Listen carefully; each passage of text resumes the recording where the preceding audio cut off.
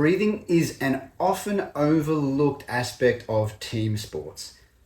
Regardless of whether you're amateur, semi-professional or professional, there's every chance you do some level of fitness training. You may even have a strength and conditioning coach, and they will help you with many aspects of fitness, strength, speed, training, and recovery. But very rarely will anyone talk to you about breath. So this video is a short introduction into a couple of topics that you can introduce into your game to help you breathe better and perform better in your given sport. There are two areas that breathing can help you in terms of elevation of performance, and they are mental and physical. You could talk about spiritual. We're going to leave that off to the side for the moment. Let's get started with mental.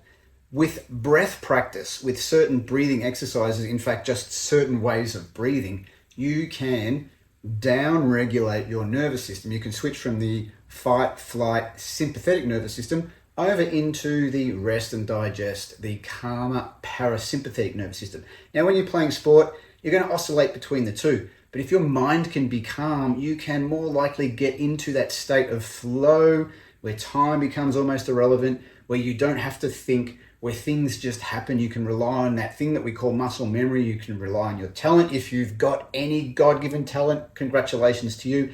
Or you can rely on all of the hard work that you've put in on the training pitch and execute your game without having to think about it. It's very hard to do that if you're stressed or anxious or stuck being overactive up here. So the first step to down-regulating is slowing your breath and reducing the volume of your breathing. And the easiest way to do that is to shut your mouth and breathe through your nose, which hopefully you're doing anyway because it is a part of everyday breathing that is functional, that will also improve what you do on the pitch or the court or wherever it is that you play your team sport. So close your mouth, breathe through your nose, and then think of three aspects. Think of lightening the breath, which just means reducing the amount of air that's going in and out, because most people overbreathe. Maybe you do, maybe you don't. But let's assume that reducing the volume of breath will help you out. It will at least calm everything down if what you're looking at doing right now is being less stressed, being less anxious. The next part is slowing it down. And we're talking about slowing down the rate of breathing so it's a little smoother and you breathe less cycles in and out every minute. And then the third aspect is biomechanical. It's about breathing lower, using your diaphragm rather than using your shoulders and chest muscles to breathe. So breathing with that diaphragm muscle. And here's a really cool thing. When you breathe through your nose, you recruit that diaphragm more, so you get something for free. That's the mental side of things, maybe the bigger part. Let's now talk about physical. Two things to think about.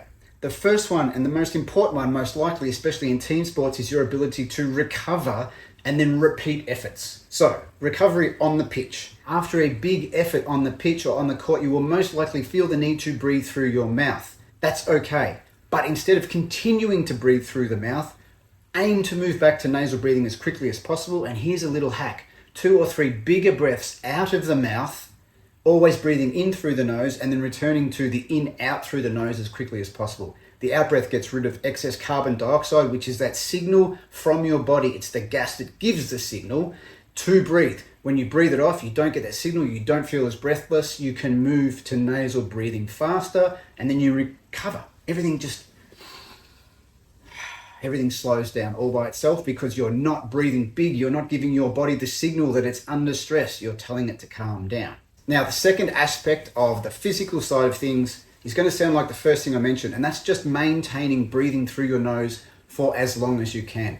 Most people can get to about 90% of their full athletic capacity without having to switch over from nasal breathing to mouth breathing, but most people go to the mouth way too soon. So when you're training, start to pay a little bit more attention to how you're breathing in the bigger efforts. Keep your mouth closed longer. Train yourself to be okay with the feeling of breathlessness, knowing that you have enough oxygen in your body. You can move. You just feel like you need to move that air in and out of your mouth. So practice in practice. And then when you move onto the pitch, onto the court, again, do your best to breathe through your nose when you're on the court.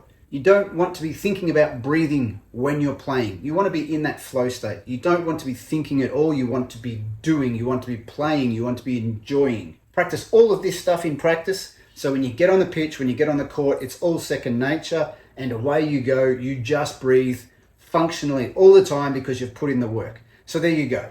If you're on a sports team, regardless of whether you're amateur, semi-pro or pro, these simple tips about breathing will help you perform and recover better.